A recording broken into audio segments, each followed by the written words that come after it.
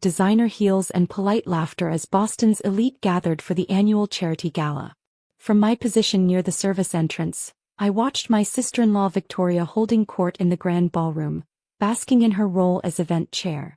"Remember," she'd sneered at me earlier, perfectly manicured hand gesturing toward the back door. "Service staff uses the service entrance. We can't have you embarrassing the family by coming through the main lobby." I'd smiled, thinking about the paperwork sitting on my desk at home. The deed to the Hamilton Grand Hotel, purchased through my holding company last month. They had no idea that their prestigious venue now belonged to the woman they forced to use the back door. "Miss Bennett." My assistant Claire's voice came through my earpiece. "The locksmith will be here Monday morning. Are you sure you want to do this?" "Absolutely," I replied quietly, watching Victoria air kiss another socialite. It's time they learned about real estate ownership. 5 years ago I'd been welcomed through the front door. Back when I was just Thomas Hamilton's quiet wife, content to stand in his family's shadow. Before I dared to suggest investing the family money in commercial real estate instead of their failing retail ventures. "Real estate is boring," Victoria had declared during that fateful family meeting. "Shops, boutiques, that's where the real money is." My husband had nodded along with his sister, always eager to please.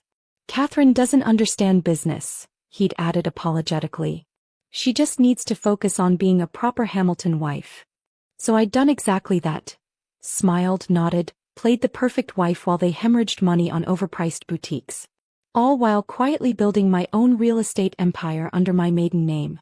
Bennett Properties now owned half the premium commercial space in Boston. Hotels, office buildings, luxury apartments, all acquired through careful planning and market intelligence. The Hamilton family, too busy maintaining their social status to notice, had no idea their venues were being bought one by one. "The guest list for next month's charity ball just arrived," Claire reported. "They're planning to use the Hamilton Grand again." I smiled. "Not without my approval." A burst of laughter drew my attention back to the ballroom. Victoria was now at the microphone, preparing for her annual speech about family legacy and charitable giving. "The Hamiltons have always believed in giving back," she began, her voice carrying that practiced warmth that never reached her eyes. "This venue, the prestigious Hamilton Grand Hotel, represents everything our family stands for." If she only knew. My phone buzzed, a text from Thomas. "Where are you? Mother's asking." I didn't respond. Let them wonder.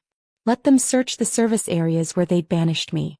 "The catering staff reports Mrs. Hamilton is getting anxious," Claire updated me. "Should I tell them you're inspecting the property?" "No," I replied. "Let them think I've left. It'll make Monday more interesting." I thought back to the day I discovered the Hamilton Grand was for sale. The previous owners, tired of the family's entitled attitude and late payments, had jumped at my offer. Victoria had no idea her perfect venue was slipping through her fingers while she planned this very gala. "And now," Victoria's voice rang out, "I'd like to announce next month's charity ball. Once again, the Hamilton Grand will host." "Miss Bennett." Claire interrupted my thoughts. "The property manager needs your signature on some documents. Shall I tell him to use your full name on the new contracts?" "Yes," I decided. "Catherine Bennett, owner." It's time they knew exactly who they're dealing with. I watched my mother-in-law Margaret join Victoria on stage, both of them glowing with self-importance. Last week they'd spent 3 hours arguing with the hotel staff about place settings, dropping the Hamilton name like it still meant something. "Don't you know who we are?" Margaret had demanded. "This hotel practically belongs to us." Oh, the irony. Thomas appeared at my elbow, startling me. "There you are. Mother's furious. Why aren't you seated at the family table?" "Your sister made it clear where I belong," I replied calmly. "Cat, don't be difficult. Victoria's just trying to maintain standards. You know how important image is to the family." I studied my husband of 7 years, wondering when he'd become such a puppet to his family's pretense. Yes, image is everything to the Hamiltons. Even more important than actual success. He frowned. "What's that supposed to mean?" "You'll find out Monday." I turned away, but he caught my arm. "Catherine, you're my wife. You need to start acting like a proper Hamilton." I gently removed his hand. "No, Thomas. I'm a businesswoman who made the mistake of marrying into a family of pretenders. But that's about to change." What are you talking about? You'll see. I nodded toward Victoria, still preening on stage. Your sister's about to learn an expensive lesson about judging people. I left him standing there, confusion clouding his features. Making my way through the service corridors. Might as well use them one last time. I smiled thinking about Monday morning. Claire was waiting in my car. Everything's prepared for Monday. The new security team is hired, the locks are scheduled to be changed and the lawyers are ready. Perfect. I looked back at the Hamilton Grand, its elegant facade glowing in the evening light. Let them enjoy their last weekend of pretending they own this place. Sometimes revenge doesn't need to be loud or dramatic. Sometimes it's as simple as changing the locks and watching their perfect world crumble. Should I have your office set up in the penthouse suite? Claire asked. Yes. I want a perfect view when they try to enter through the front door on Monday. The Hamilton family had spent years teaching me my place. Now I was about to teach them theirs. Monday morning dawned bright and clear as I sat in my new penthouse office, watching the drama unfold through the hotel's security feeds. Victoria arrived first, storming through the front entrance like she owned the place. Or rather like she used to. I'm sorry, ma'am, the new security guard said politely. Do you have an appointment? Appointment. Victoria's voice rose an octave. I'm Victoria Hamilton.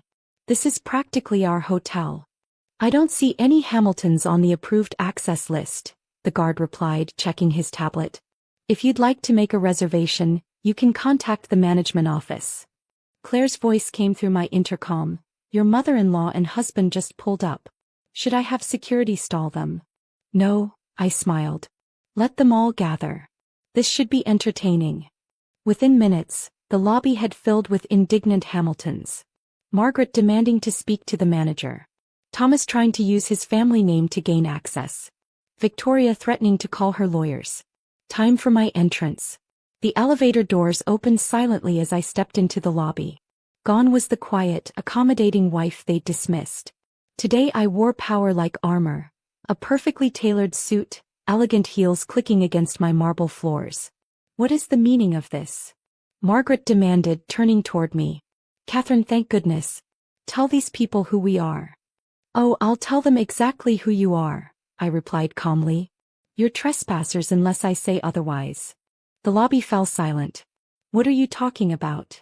Victoria sneered, but uncertainty had crept into her voice.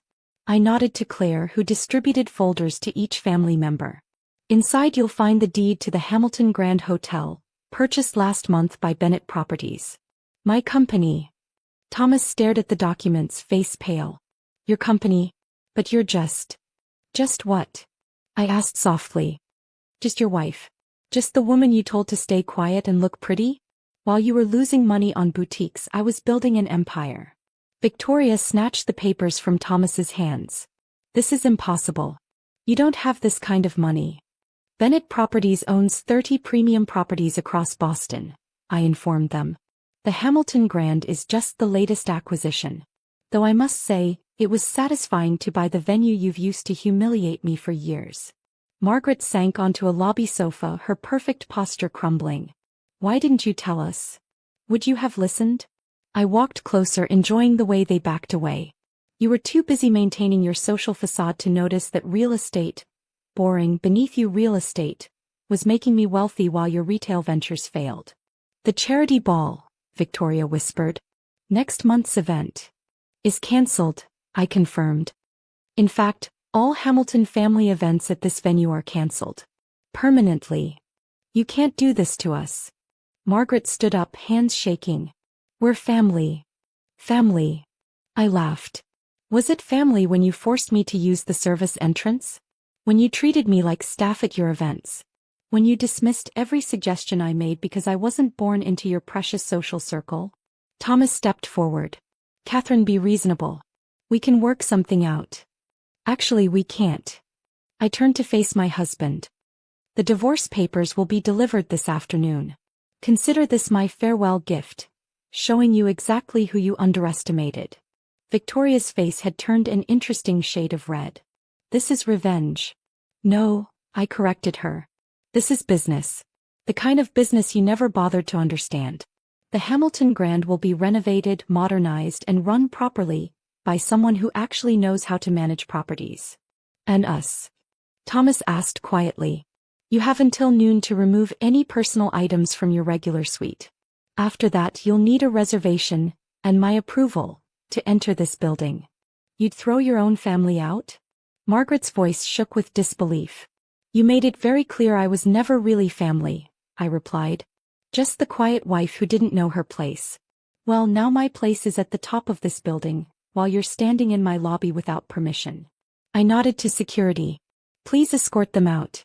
Through the service entrance, of course. We wouldn't want to damage their image by having them seen leaving through the front door. As they were led away, Victoria turned back. You'll regret this. No, I smiled. I regret not doing it sooner. The transformation of the Hamilton Grand began immediately. We renovated, modernized, and turned it into the city's premier luxury hotel. The society pages buzzed with speculation about the mysterious Bennett Properties owner who'd outmaneuvered the Hamilton family. Thomas signed the divorce papers without a fight, finally understanding just how much he'd underestimated his quiet wife. Victoria tried to sue, but her lawyers dropped the case as soon as they saw the ownership documents. 6 months later, I sat in my penthouse office, reviewing applications for the winter charity gala season. The Hamiltons had submitted a request, probably hoping enough time had passed. Should I send the standard rejection? Claire asked. I thought about it, then smiled. No. Approve it, but with conditions. They can attend by entering through the service entrance. Isn't that petty? Claire grinned. No, it's educational. Sometimes people need to experience what they inflicted on others to truly understand. Last week, a business magazine wanted to interview me about Bennett Properties' success. They asked why I'd kept my empire secret from my husband's family for so long. I showed them a photo from last year's gala, me standing by the service entrance, playing the quiet wife one last time. Sometimes success is sweeter when those who dismissed you never see it coming. The Hamilton Grand's front doors still shine with the same golden gleam, but now they open only for those who've earned the right to enter. The service entrance, though, remains exactly as it was, a reminder that every entrance holds possibility if you're smart enough to use it. Yesterday I watched Victoria pull up to the hotel, hesitate at the main entrance, then slowly make her way to the service door. Lesson learned. Sometimes the best revenge isn't just buying their venue. It's making them use the same doors they once forced you through. And sometimes just